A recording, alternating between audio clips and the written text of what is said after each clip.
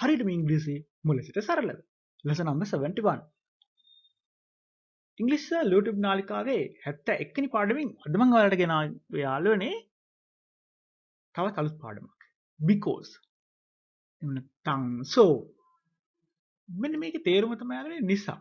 මොකක් හරි දෙයක් නිසා මේ දේ කරා. මේක නිසා මේක වුණා. ඔන්න වගේ නිසා කියන අර්ථය සඳහා අපි so සහ because කියන අවස්ථා කතා කරන්නයි අද මම මේ වීඩියෝ එකෙන් බලාපොරොත්තු වෙන්නේ. එහෙමනම් ඔයාලා මාව subscribe කරලා නැත්නම් අද මාව subscribe කරන්න.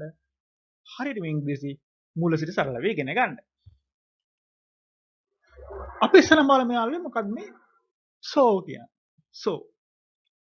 so because දෙකේම තේරුම නිසා කියන එක කොහොමද අපි මේ so කියන එකයි because කියන එකයි අපි වාක්‍ය වලදී යොදා ගන්න කියන එක අද අපි පාඩමින් අපි ඉගෙන ගමු. so කියන්නේ එතකොට මම කිව්වා නිසා කියන තේරුම. මෙන්න මේ so කියන වචනේ යොදා ගන්න යාළුවනේ අපි මොකක් හරි සිද්ධ වෙච්ච දෙයකට හේතුවක් කියලා ඒකේ ප්‍රතිඵලය මේකයි කියන්නේ. එහෙම කල්පනා කරොත් අද වැස්ස නිසා රෙදි තෙමුණා. වැස්ස නිසා රෙදි තෙමුණා. හේතුවක් තියෙනවා ඒකේ ප්‍රතිඵලයක් තියෙනවා. It was rain so clothes get wet. Clothes got wet. ඔන්න ඔය විදිහට අපිට බලන්න වැස්ස තිබුණා රෙදි තෙමුණා. අපි බලමු මොකක්ද අපේ වාක්‍යය. Nimal worked hard. මොකද යාළුවනේ ඒකේ තේරුම?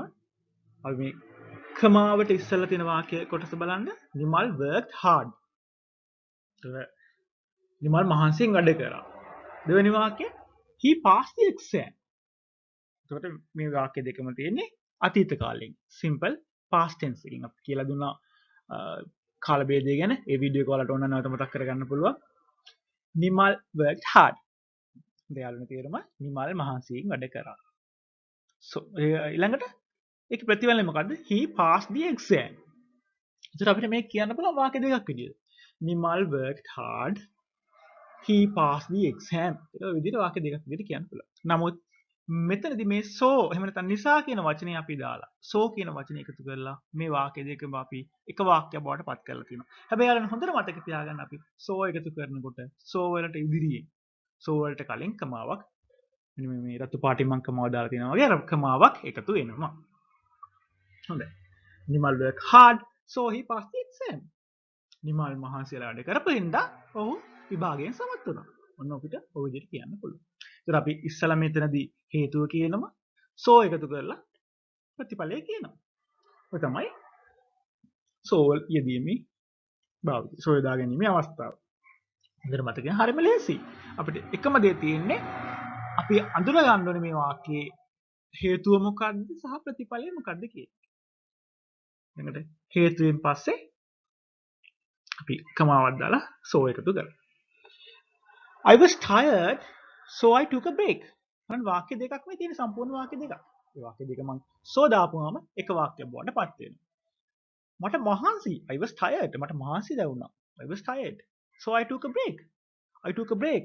මම විවේකයක් ගත්තා. ඒතර කොහොමද ඒකේ සම්පූර්ණ වාක්‍ය යනකොට මට මහන්සි නිසා මම විවේකයක් ලබා ගත්තා. I was tired so I took a break. හොඳට මතක තියාගන්න. කමාව so වලට කලින්. I was tired so I took a break. වාක්‍ය.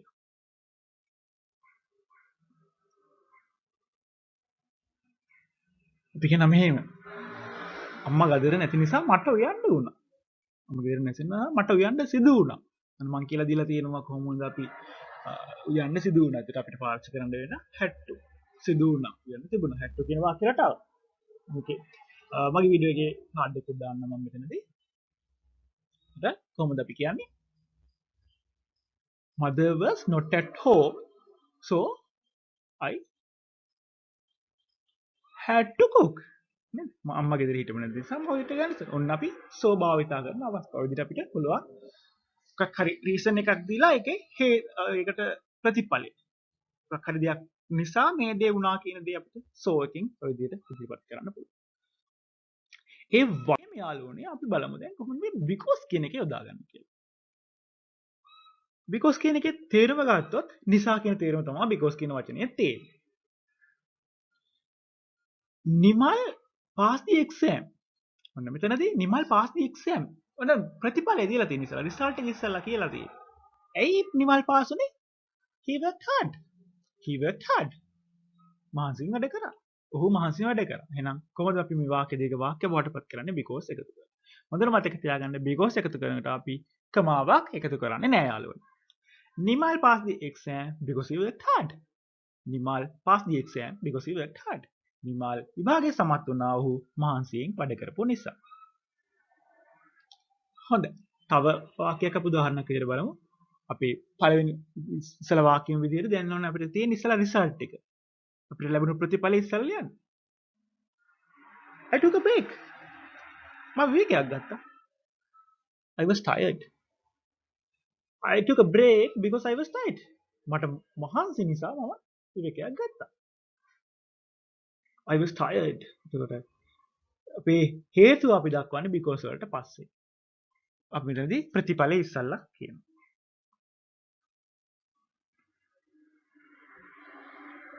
අපි කියනවා මෙහෙම. මම වැස්ස නිසා ඉස්කෝලේ ගියේ නැහැ.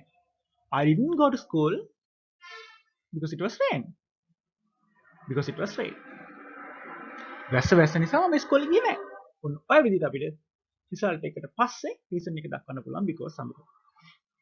ඒ වගේම යාළුවනේ මේ because කියන එකේ තව භාවිතයක් තමයි අපි යම්කිසි හේතුවක් ආපුවාම why ඇයි ඔයා ගෙදර ගියේ නැත්තේ? because it was rain. වැස්සෙන්ද ගෙදර ගියේ නැහැ කියලා. ඒ වගේ අපිට මොකක් හරි හේතුවක් අහනකොට why කියන ප්‍රශ්නේ අහනකොට අපිට because කියන එක පාවිච්චි කරන්න පුළුවන්. මම අපේ කලින් උදාහරණයක් ගන්න. why did you take a break? why did you take a break? අපි ප්‍රශ්න හදන විදිහ කතා කරලා තියෙනවා. why කියන ප්‍රශ්නේ තමයි මෙතනදී අහෙන්නේ. why කියන WH question එකේ කොටස. why did you take a break? ඇයි ඔයා වීකෙන් ලබා ගත්තේ? ඔබ වීකෙන් ලබා ගත්තේ ඇයි?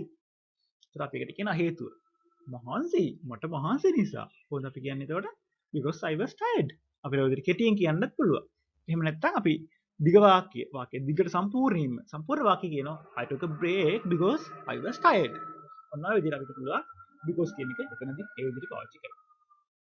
හොඳ යාළුවනේ අපි අද වීඩියෝ එකකින් කතා කරේ so සහ because කියන වචන දෙකේ පාවිච්චි. නිසා යම්කිසි දෙයක් නිසා යම්කිසි දෙයක් සිද්ධ වෙනවා කියන වාක්‍ය රටාවන් අපි ඊළඟ වීඩියෝ එකකින් නැවත හමු වෙමු. මම ඉංග්‍රීසි YouTube නාලිකාවෙන් thank you.